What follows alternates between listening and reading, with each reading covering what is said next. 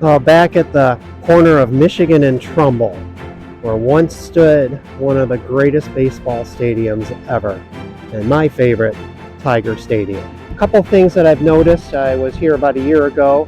I'll put a link to my YouTube I did last year. Hope that I can bring you more this year. What I looked for last year were just signs of old Tiger Stadium.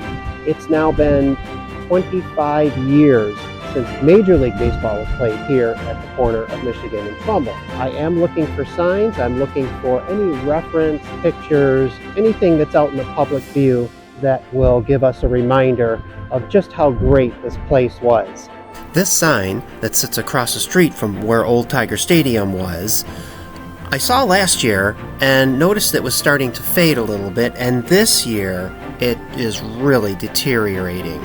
I imagine this sign was put up right in 1999 after the Tigers had left Tiger Stadium, and if you look to the upper right corner, there's a National Park logo on there, as well as an organization called motorcities.org. I tried to research this but was unsuccessful. I just hope that there's something new or permanent that could be put in this spot. I also featured this Tiger Stadium parking sign last year on Trumbull, and I'm happy to report that it has gotten a facelift. It looks great, and it looks like they're going to keep it. Okay, we're going to take a walk down Trumbull, and right on the corner of Michigan and Trumbull is McShane's Bar, which I featured last year, but I want to show in the back this mural of some 1984 Detroit Tigers, who were Detroit's last World Series champion 40 years ago this year. My next stop on Trumbull is the former Hoot Robinson's Bar location. It opened in 1938 and catered to Tiger Stadium fans and players for decades on their way to and from games. Now, the building still has a lot of features that Hoot Robinson's had. So if you look at the sign, the shape of the windows, the glass before you walk in the door, all very reminiscent of the original Hoot Robinson's. The bar closed in August of 1994 during the players' strike and remained vacant until 2014. Now, the Brooks Lumber Company here on Trumbull has been at this location since 1896, long before Tiger Stadium was actually built. And its location over the right field roof was the perfect landing spot for home run balls and practice balls that had been hit out. This little alleyway got to be known as Home Run Alley, as the employees would always find baseballs on the roof or in the lumberyard. Ted Williams was the first to clear the roof in 1939, and since then, an all-star collection of players have shown their power. Norm Cash holds the record for clearing the roof 4 times. Mickey Mantle and Kurt Gibson hit 3 home runs each over the roof. Mickey Tettleton, Tony Clark, Jason Thompson hit 2 each. Others to clear the roof were Boone Powell, Jim Northrup, Cecil Cooper, Rupert Jones, Lou Whitaker, George Brett, Bobby Bonilla, and in the 1971 All-Star Game, Reggie Jackson hit one that would have gone out, but it hit the light tower and bounced back into the stadium. The left field roof at Tiger Stadium was a little further back and much harder to hit over, but there were 4 players that did that: Harmon Killebrew, Frank Howard, Cecil Fielder, and Mark McGuire.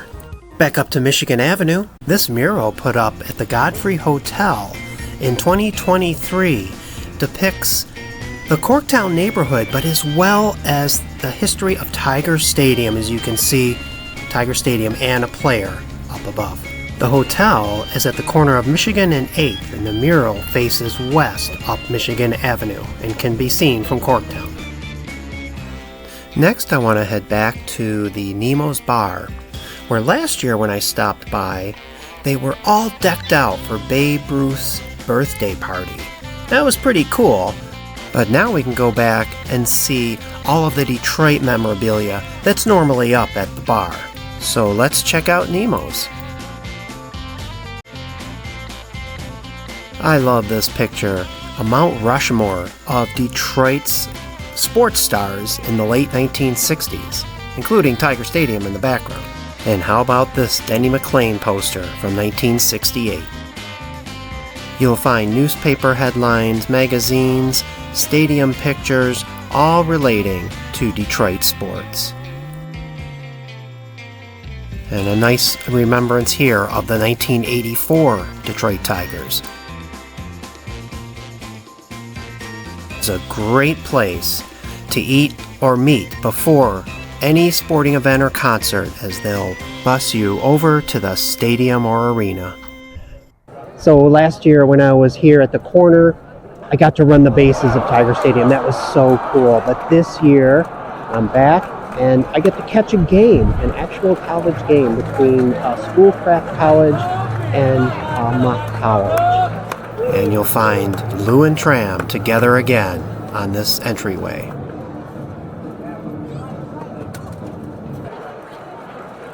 So overlooking the field at the old Corner Ballpark are these stands that show historic moments in Tiger Stadium history.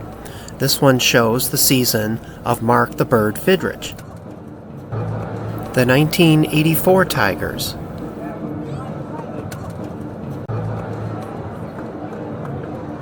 Nelson Mandela's speech at Tiger Stadium back in 1990,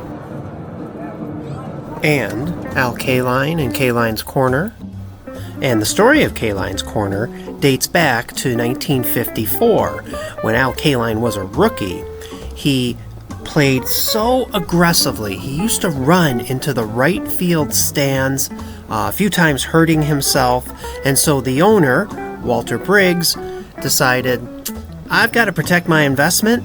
And he did, by moving the stands back farther so that Al Kaline had plenty of room to make some of his plays.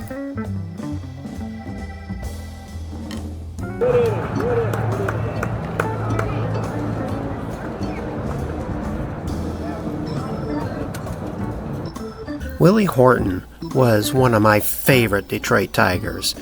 His number 23 was retired by the Detroit Tigers, and he's got a statue at Comerica Park. In the state of Michigan, October 18th is known as Willie Horton Day, and the field at the Corner Ballpark is named the Willie Horton Field of Dreams.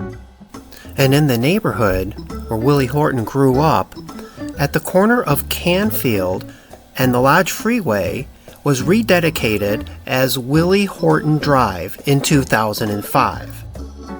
And it's right across the street from the old Poe Elementary School field where Willie got his start playing baseball. It's now called the William Clay Ford Field. The next stop is back to the Detroit Historical Museum, where last year I showed some permanent exhibits which are still there. But I also want to show a temporary exhibit that is here for the summer of 2024 and will be on display through November 17th of 2024. World Series portraits from 1984 done by Carlos Diaz. Mr. Diaz was new to the city of Detroit. He brought his camera down to the 3 home games from the 1984 World Series and took some amazing portraits. It is well worth seeing if you are in the area. I really enjoyed taking in each and every one of these photos. Every one has a meaning and a saying and really brings you back to that 1984 World Series week in Detroit and at Tiger Stadium. We're going to stop back at Comerica Park to take a look at a few things I didn't get to see last year. And I still highly recommend the Corner Tap Room. It's a great spot to see Tiger Stadium memorabilia. And if you head over to Big Cat Court and find the D Shop, you can head in, and on the wall, just to the left as you walk in, is the history of the D, all of the logos the Tigers have had over the years and while they are in Tiger Stadium. I thought this was pretty cool. Okay, we're going to head on a little road trip here. About 2 hours away from Detroit is London, Ontario, and in downtown London is Joe Cool's Sports Bar. So back 40 years ago when Joe Cool's opened was during the 1984 Tigers season, and most people in Southeast Ontario rooted for the Detroit Tigers, and they hold those 1968 and 1984 World Series victories closely. Detroit even had their AA minor league team here in London for about 5 seasons from 1989 to 1993. And you could have fooled me. I thought a place like this would be in Corktown, next to Michigan and Trumbull. And it's so cool just walking around and looking at their collection. And don't forget to go downstairs too, because there is more downstairs as well. Newspaper headlines and memorabilia. But if you're a Detroit sports fan, especially baseball and hockey, this is a must-see if you're ever in the area of downtown London, Ontario. And the food here is really good. They even have listed on the menu a ballpark dog, and described as a classic jumbo hot dog, kind of like you used to get at Tiger Stadium, but different.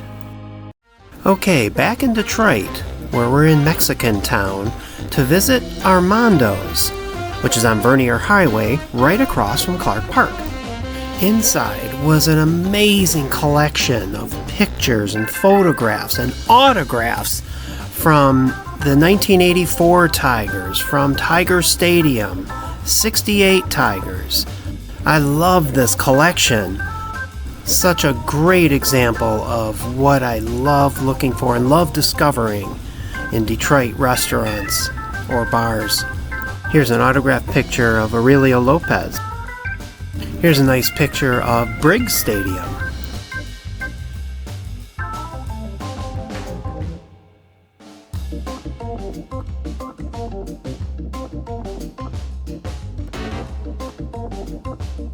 Oh, and this was one of my favorite pieces.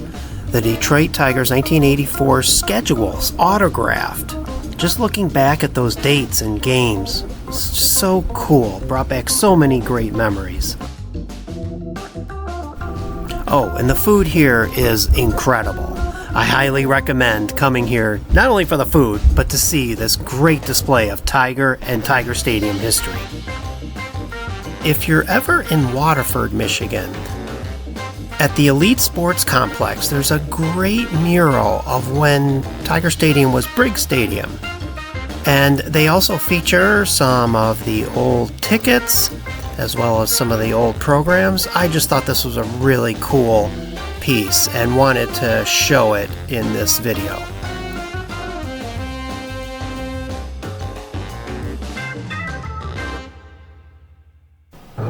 Hey, thank you so much for watching. I really appreciate it. I'm going to leave you with this great mural I found at Buddy's Pizza in Auburn Hills. And they also have a really cool picture of the old Olympia. But if you have any Detroit Tiger memories, Tiger Stadium memories that you'd like to leave in the comments, please do. Also, if you know of any restaurant, bar, any public area where they have Tiger Stadium memorabilia pictures, player pictures from those days, please let me know in the comments as well. Thanks again, and I'll see you next time.